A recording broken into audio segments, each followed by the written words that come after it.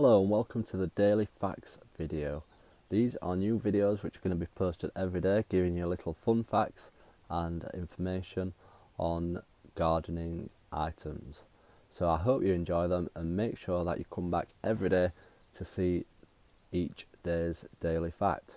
They'll be posted on YouTube, so make sure you subscribe to the channel to keep up to date with when they're posted, or also check back on my website as they will be posted daily on there. And my website is www.theyorkshiregardener.com. Today's daily fun fact is about tulips. Yes, tulips. Those that you can just buy in the supermarket and plant straight in the garden, ready for spring flowering. So today's fun fact is that tulips used to be so valuable in the 1600s. I mean, it was meant to be worth more than gold.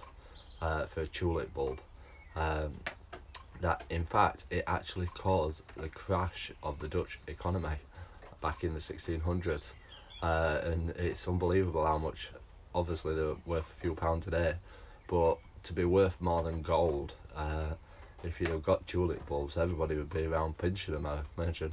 So yeah, that's today's daily fun fact about tulip bulbs. Make sure you come back for tomorrow's.